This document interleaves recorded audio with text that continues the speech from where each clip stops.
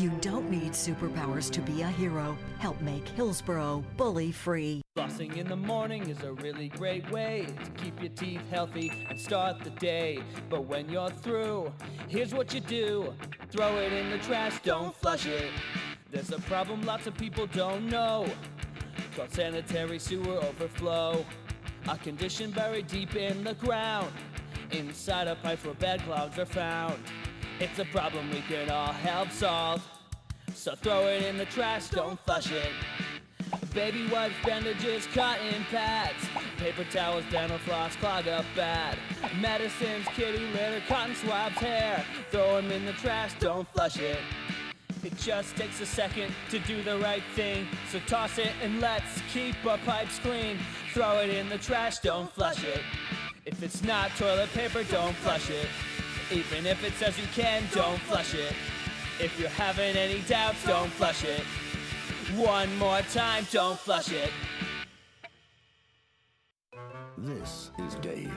Dave doesn't know his home's flood zone and was not able to heed flood warnings. Dave and his home are soaked. This is Noah. Noah is an informed citizen. He was warned in advance about potential flooding in his area. Noah took precautions. Noah is dry. And I saved the animals too. Good job, Noah. When it comes to flood warnings, be like Noah, not like Dave. For more information, visit hcfl.gov.net. Be safe, be informed, know your flood zone. Tampa Bay is like no place else. Wait, you can't recycle the bag? You have to throw it away. Proper recycling keeps it that way for everyone. Bags tangle in machinery and can bring sorting efforts to a halt. No bags. Trash the bags and keep our recycling program moving forward. No, Mom, look, no plastic bags. Do your part to keep our recycling bag-free. Trash the tanglers or return them to participating retailers.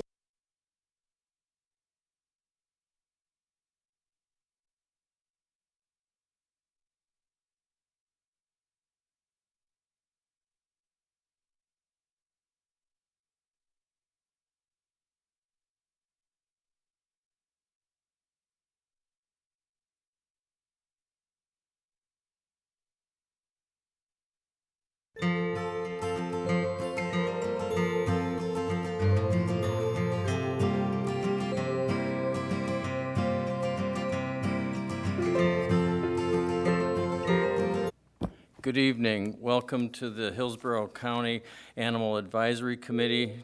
Tonight is October 24th, 2018.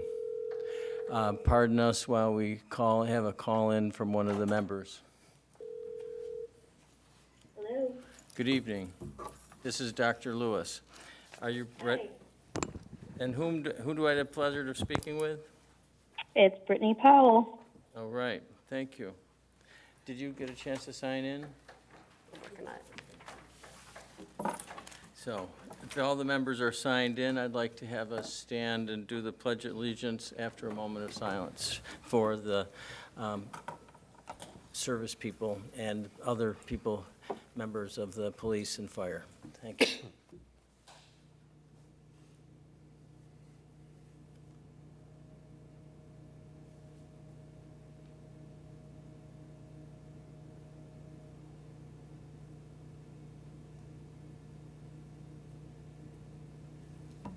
Pledge allegiance to the flag of the United States of America and to the republic for which it stands, one nation, under God, indivisible, with liberty and justice for all.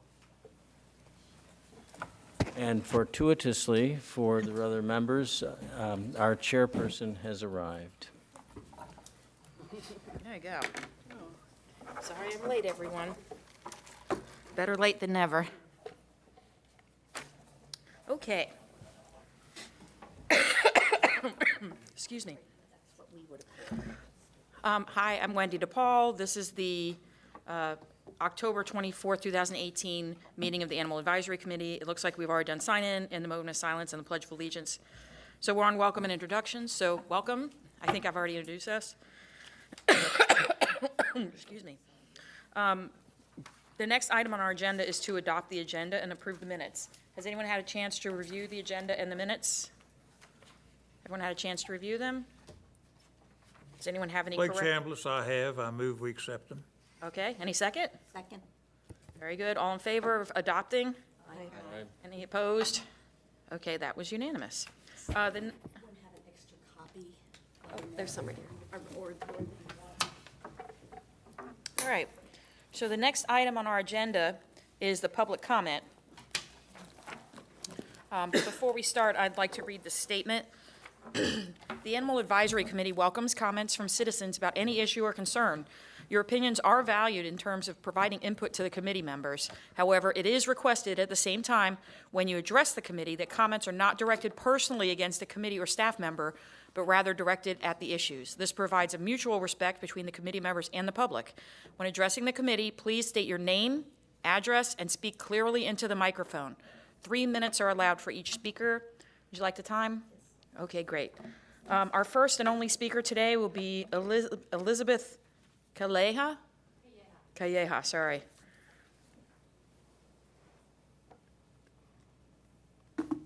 Ready? Okay.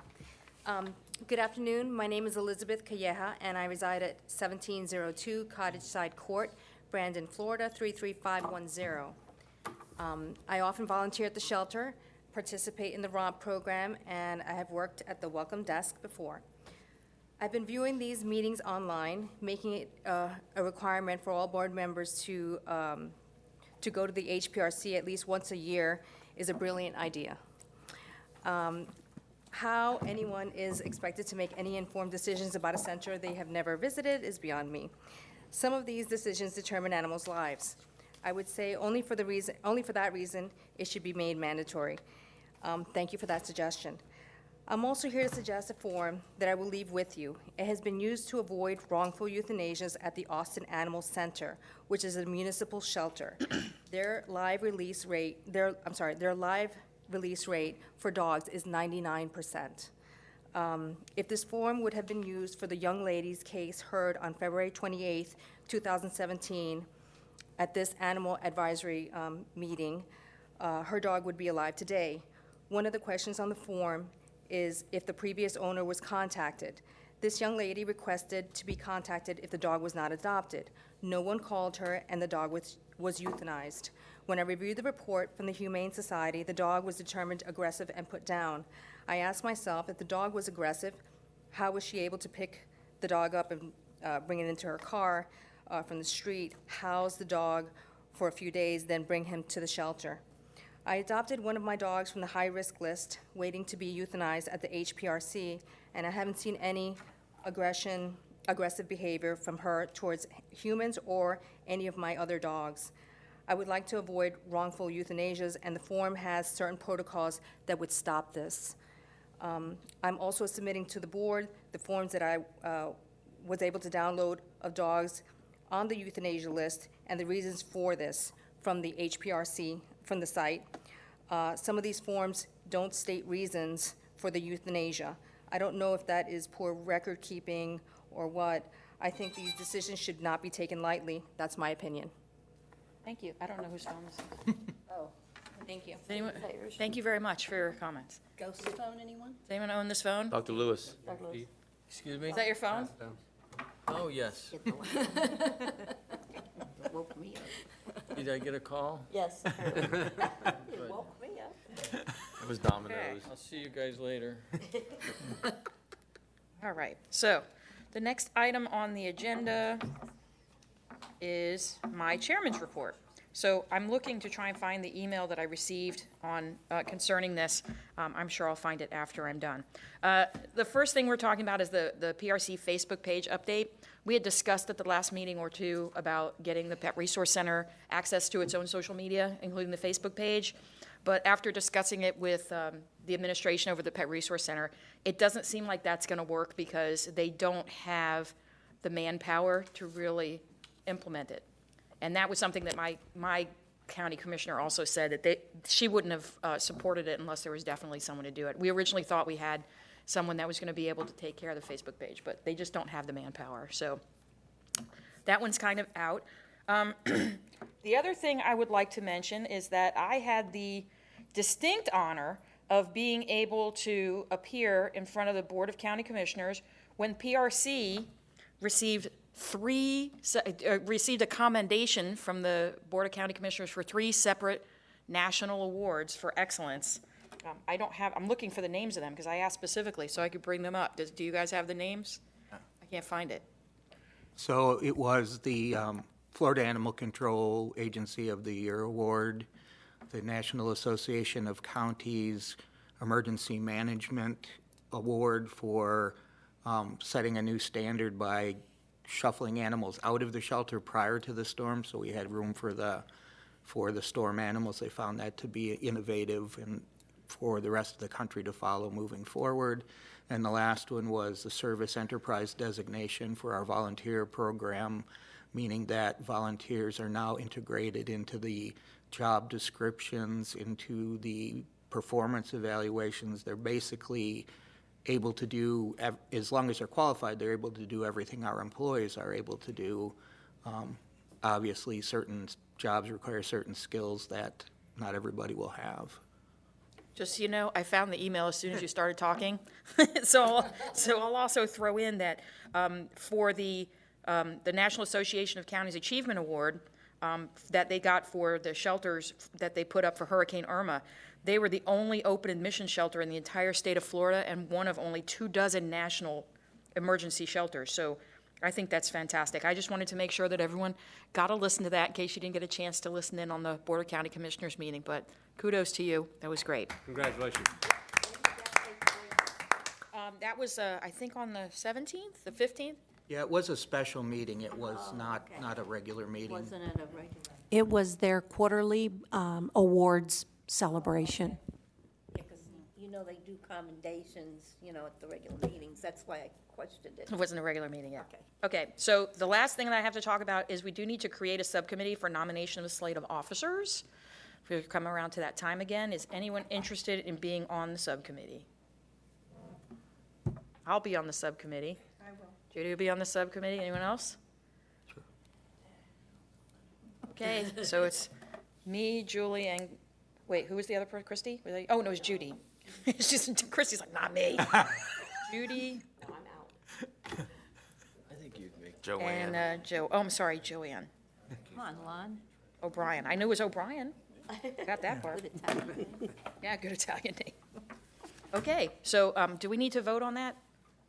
All in favor of the subcommittee being made up of those 3 members? No? Okay. So the next item on our agenda is the department report, so I will turn it over to the department. Okay, we'll probably have several people speaking on the different subjects, but I'd like to introduce you to a couple of our new members. Some of you may recognize Jen Groff, who's on the end. She used to be Commissioner Beckner's aide and then Commissioner Higginbotham's aide. She is now our business manager.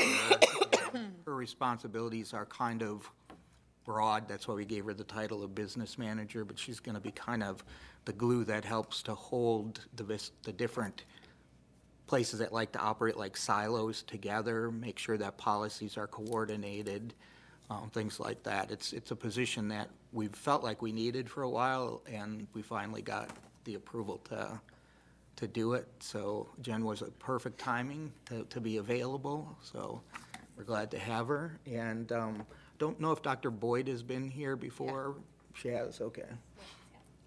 I was going to introduce her again. Hello again, everyone.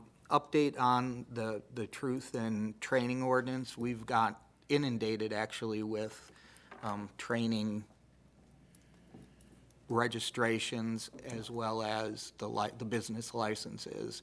I think we've got the majority of them done. Gigi can tell you the exact numbers because she's the one who's been tasked with doing it. We have not had a chance yet to get them out on the web because we're kind of trying to figure out how to best get it out there so that the information is easily understood and easily accessible. We sometimes find that our idea of a web page is not always the same, and so we're trying to make sure we do it right the first time rather than confuse everybody by having to take it down and put it back up.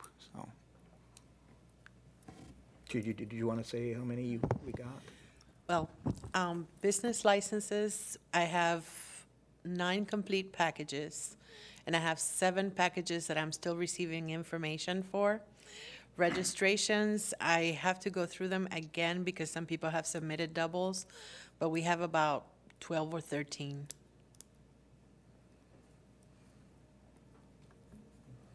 Judy Seltrick, do we know when the trainers are going to get a certificate? The question that they gave to me. They have been getting certificates. For the business, but not for the trainer? For the trainer, I think they're just going to get a letter of acknowledgement. So they'll get a letter of Yeah. acknowledgement? Okay. And that's going to be on its way? That should be coming soon. We had to go back and forth on the language with the county attorneys. I and, understand, yeah. We've got very simple language now that covers it. So she'll be able to catch up on all the ones that have already been processed. So that should, I would think we should be able to do that within a week or so. Yes. Okay. Update on the pet shop ordinance. So we had 3 very visible pet shops when the ordinance was in play, and they came down and spoke. 2 of them are owned by the same owner, and one of them is owned by a separate owner. All of them have completed the process, the inspection, and did really well, and they're all complying. We had a 4th come forward that never did bother to speak during the public hearings, and that one we have denied.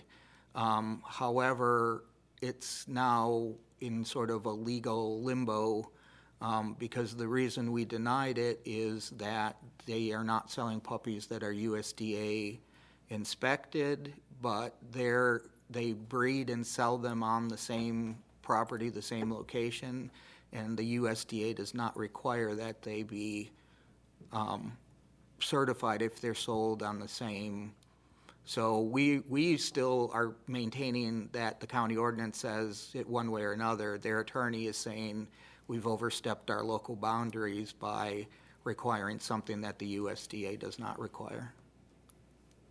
Is that, without saying the name, is that the place that also sells out of a pet store, though? Yes. That's not on property? So how would they get around No, that? they don't sell at a pet store They anymore. certainly have advertising to go to the pet store to see the dogs. And they have You always. need to get with me and Roger on that, because we are not Okay. aware of that, if it's the same one that we're thinking I'm of. sure it is. There's been numbers of other issues with the facility. Because that changes the thing altogether. Okay. So get with us after the meeting. Okay, Because it has been sort of a challenge. I even called USDA and asked USDA, is there any way you can volunteer to be inspected, even if you're not required to be inspected? And they said they wouldn't. Right, because I know you got, the inspections from your end have kind of gone south a Yeah, number of times, so. the one good thing that has been happening while we're playing this back and forth legal game, a couple of our investigators have been working with the owner or the operator, whatever we want to call it, and she has been turning over animals to us, so she has gotten out of breeding the Chinese Cresteds. She gave them all to us, and we adopted them all out. We got a bunch of Schnauzers, and I believe she's planning on giving us the rest of her miniature Schnauzers. So we're kind of chipping away. We're not like...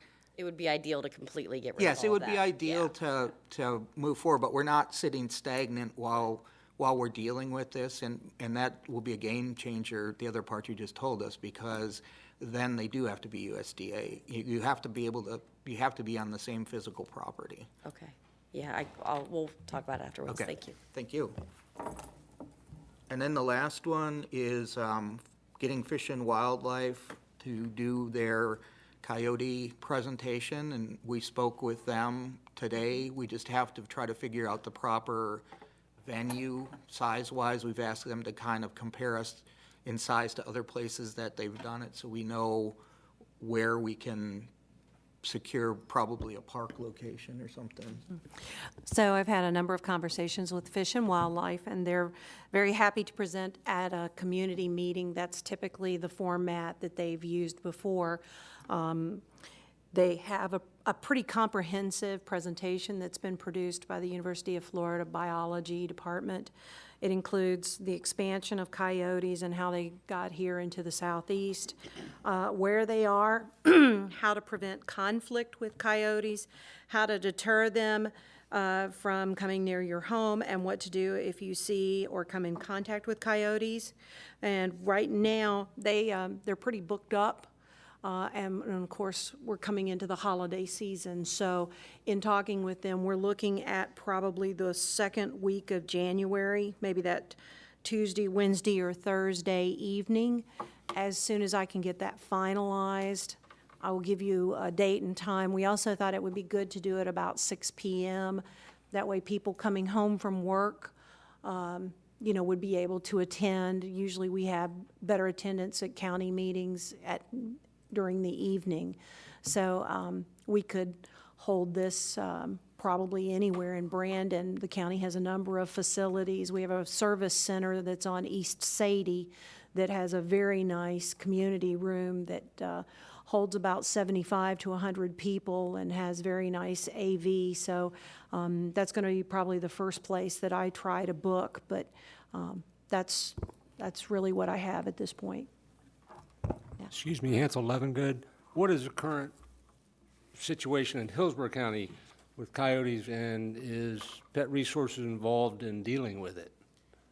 We've had some incidents over the past 2 years. I think we've seen sort of an increase in them. Numbers?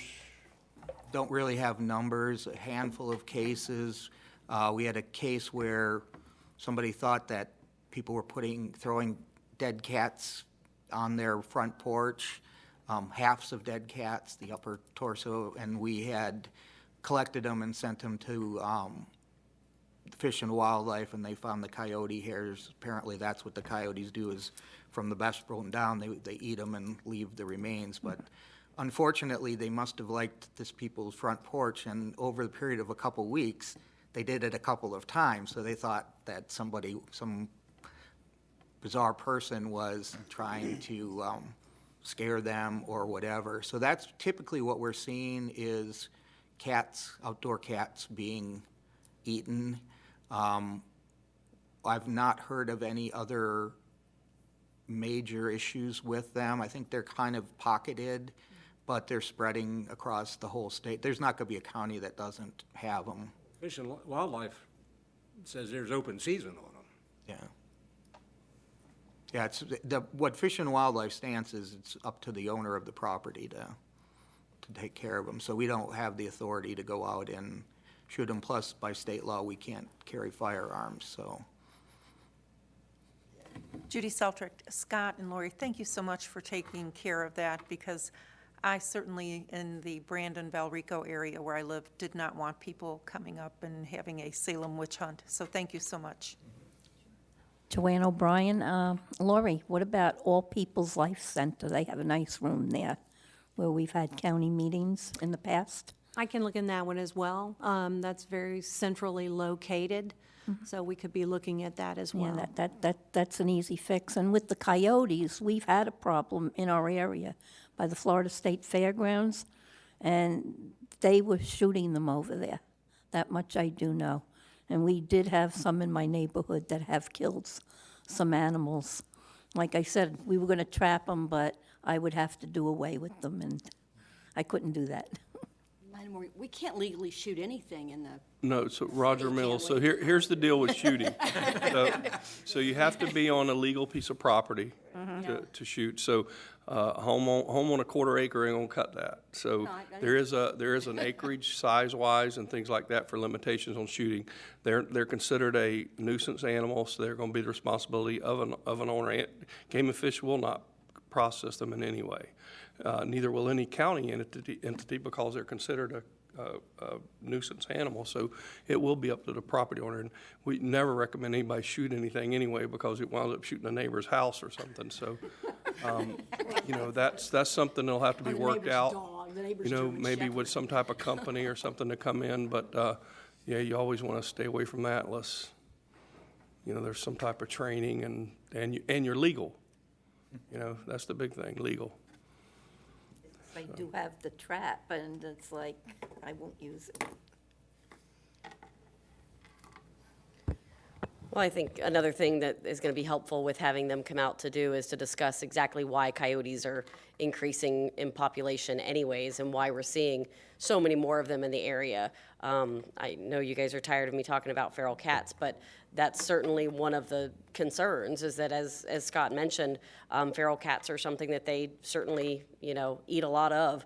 And unfortunately, whether it's your owned cat or whether it's a community cat, they're fair game to the coyotes, you know, and so that's definitely one of the downsides to that. And having that food out on the porch and, you know, or having it outside of Walmart or Publix or wherever, and having that free choice food and free choice cats certainly will bring coyotes into our area a lot more than what we've had in the past. So hopefully this will be kind of an eye-opening experience for everybody, and maybe, let's say, looking at how we do TNR again and say, okay, let's try and tweak how we're doing it and potentially do it better so that we're not, you know, free feeding everything everywhere, and have a little bit more control over that to help with that concern. Yeah, and hopefully they'll be able to show us migration you know, where they're seeing them in higher numbers, because that might help us, you know, not just locally, but statewide, might help us get some idea of why and where they are, because I know they've had the problem in Pinellas for a lot longer than we did here, but now they're working their way in, so. Judy Seltrick, I just thought it was a great idea because people in the community, they normally think that you all are responsible for everything. And I think that if Fish and Wildlife puts this on, then people will know you aren't responsible for the wildlife. So I think it's a win-win situation. Thank you, I agree. Any other comments? Okay. Well, I think we are done with the department report, and now we're down to other business. The first thing that I have on there is a proposed amendment to the bylaws. We did discuss this at the last meeting, but there was not an actual written proposal at that time, but I think everyone has it now. It was sent out today. The purpose of the amendment, which Ms. Kaleha mentioned in the public comment, is that people who are on the committee should have to go to the Pet Resource Center, kind of see what it is. There's been a lot of renovations, there's a lot going on, there's different volunteers, there's different programs. So my recommendation was to add this to the bylaws, which requires anybody who's originally appointed or on reappointment have to go either volunteer for an hour at the Pet Resource Center or take the tour, which either way it takes an hour, within 6 months of, I know some of us are already there, and, you know, and I'm coming up for reappointment in December, so I know I'm going to be on this list. But it would be within 6 months. The bylaw says that if the person doesn't get it done in 6 months, they can request a 3-month extension, and it'll pretty much be automatic. That's why it says liberally granted, which means pretty much you get it. But then within the 9 months, if you haven't, that you'd be terminated as a member. I don't know if that one, I know that she wrote here, Deborah wrote here that that is consistent with the bylaws. But that's something, of course, we can discuss. But the rules are that it does have to be put out to everyone, and everyone's supposed to have 30 days to review it. So our next meeting is less than 30 days. So we're probably going to address this in the January meeting, because we don't usually have one in December. Does anyone have any comment concerning the proposal? Judy Seltrick, is this something that we need to run by our commissioners? I don't know if you need to, because it's the bylaws concerning us, but if you'd like to, you're certainly welcome. I don't think there's anything wrong with running it by the commissioners. Anyone else have any comment? No? Christy Layton, my personal opinion is I think that if we're on this committee, we really should be wanting to go and view the Pet Resource Center regardless. I'm kind of a less government kind of person, so for me, this is kind of like some of the amendments that are out there right now where I don't think they should be amendments. I think they should be legislative, you know, kind of thing. And so I think this to me is maybe overstepping what we should be requiring of someone that's simply a volunteer for a committee. I would think that everybody that's on here would want to go and spend time there. I've certainly spent time there. I've worked there as a veterinarian. I've gone out with the ACOs and spent a day in Sulphur Springs doing, some time out there. I've gone with a friend recently to adopt an animal, so kind of went on the slide just to kind of see, what it was like. So I feel like we should all be wanting to do those things. Me personally, I don't think it should be in the bylaws. I wouldn't be adamantly against it, but I think that it should be something that we should all want to do regardless and not necessarily be mandated to do. Okay. Anyone else? Okay, so basically, we're not voting on this today. I'm just putting it out there and just wanted to see if anyone had any discussion, but we're going to have to bring it back up in January, so you have the 30 days that's required. All right, and the last thing on our agenda is topics for the next meeting, which I'm not sure what we're talking about at the next meeting. Turkey. There's going to be a presentation by Dr. Campbell. Great. That is on FIV and FELV. So she'll be doing one on some of the common cat diseases and our change in some of our protocols as far as us adopting out FIV positive animals with proper education, and we're slowly working into FELV. Right now we're kind of limiting it to very specific people that we feel have the skills, but we're working on that. A lot of them are employees. David is notorious for adopting things like that, and then they live forever. He thinks he's providing hospice, and all of a sudden, 10 years later, he still has the same animal. So he does something really well. Hansel Levengood, it has come to my attention, and I'm curious whether it's true, that the Humane Society has stopped testing for feline leukemia and feline AIDS. Does anybody know that to be true? Yeah. We on our contracts, there's a clause for people to read to whether they want to accept that or not. But yes, we have stopped testing that. Why have you stopped testing? I'll have to get back to you on that answer next meeting. Okay. I mean, as a veterinarian, that's just bad medicine. I agree completely. Yeah, it is sort of a growing popularity, though, because I had an agency call us and ask us if we had stopped, which we haven't. But it seems to be growing in popularity, I think, just from a cost standpoint, probably more than anything. Flake Chambliss, don't you think it's a bad idea to be putting an FIV positive cat in the hands of an immunocompromised person? Yeah, I mean, I'm not saying that we're in favor of changing anything we're doing. All that we've done is started making these animals available, and actually, quite to my surprise, the FIV positive cats are not as hard to get adopted as you would think when you talk to the people about it. The FELV is a way different issue, but the FIV, most people are pretty understanding, and we include in there, if they become symptomatic, that they should bring them back to us or to their veterinarian for. Hansel Levengood, I think the point being that they need to know ahead of time whether they're adopting a positive cat, because they may have other animals in the home that are susceptible. Right. And as I say, it's just not good medicine. And if you stop at our shelter, you'll see we put big signs on the cages. So there's no misrepresentation. It says, I'm a special needs cat, and then explains what that cat's special need is. And I think that's great that they at least know, but if we're adopting them out, if they're being adopted out somewhere else, and they're not being tested and they're not known, I have a problem with that. Unfortunately. The veterinarians on this. Yeah, unfortunately, we don't have any jurisdiction over the Humane Society, yeah. We do if we're paying them for those cats, though, right? I don't know that that's exactly what we're paying for. Well, if the county's paying for, number one, Christy Layton, I'll go on record with saying that if the county chooses to stop testing for leukemia and AIDS, I will be adamantly against it.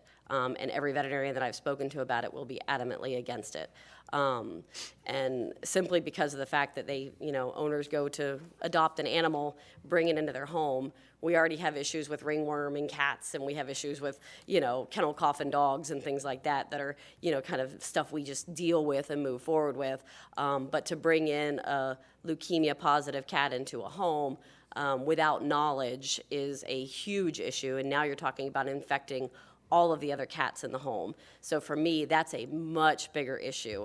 And I would definitely be against that. I know that Dr. Santonzi a few months ago had said that PRC was considering stopping the testing, and I really hope that you guys choose to not stop that testing, because I think that would be a disservice to the community. But on the topic of adopting FIV positive cats, I own one. I love him. He's the biggest mush in the world. He came to me FIV positive. He had herpes too. So we all deal with those. They do really well as long as they're indoors, and as long as you guys are educating the clients to know that these cats have to stay indoors. And if we've got, cats that are aggressive or whatever, discussing what that means with their other cats and those types of things. I personally have less of an issue with the FIV cats than I do the leukemia ones, but certainly I would say that we absolutely have to continue testing. Yeah, as far as any kind of policy, we've never had those discussions, not at my level, so it's not really on the table even for discussion. If it would be a long drawn out, because I typically am pretty much on board with you. I was even a little hesitant when we started doing the FELV adoptions, and that's why we kept it so tight, because there really is a big difference between those two. The FIV, I think we've adopted out close to 24, and everybody who has them is, they know what the restrictions are. A couple of them have adopted a couple, take a couple of litter mates or whatever together. So as long as people know what they're getting into and that's what they want to do, I think it's great to throw that out there and let them choose. Because if someone is, let's say somebody owned one and they're passed or whatever, and they can offer a home to animals that typically in the old days just automatically got euthanized, and I'm not 100% in the belief that FIV needs to be 100% euthanized. I think if they're symptomatic, I think that's the right thing to do, but a lot of cats can go their whole life asymptomatic, and if they're properly cared for and properly contained, isolated, whatever you want to call it, they have good lives. It's no different. So, I think we have to kind of move slowly into those sort of things. I don't think we want to just jump on some bandwagon just because other people are doing it. Judy Seltrick, Scott, my problem would not be with PRC, but with what happens with the private little mom and pop rescues, because they do not have the veterinary staff that you do, and they would not be required to tell the public. I think that that's a public health hazard, like Dr. Levin would say. If I could, the rescues that I'm aware of, they do if they take one from PRC, they tell the potential adopter exactly what they are. They don't hold that back. Mm-hmm. Christy Layton, as far as I know, all the rescues that I've ever worked with cats all test their cats for leukemia and AIDS, which is why I'm surprised Humane Society is no longer doing it. So as far as I know, every other cat rescue, including PRC, has always tested the cats and let people know. Okay. I did want to correct something I said earlier about the bylaws amendment. I thought the next meeting was earlier before Thanksgiving, but it's actually after Thanksgiving. It's November 28th, so it will be a full 30 days, so we can discuss that at the next meeting. Does anyone have anything else that we're going to talk about at the next meeting, or we have the presentation and we're done? All right, well, does anyone have a motion to adjourn? Christy Layton, I move we adjourn. Second? Judy Seltrick, I second that. Very good. All in favor of adjourn? Aye. And Scott, thank you very much for being here today. You're welcome. Dziękuję, ojciec. This meeting's adjourned. Good bunch of guys. Shoot them, you're talking about the I'm going to give it back to you. Hi.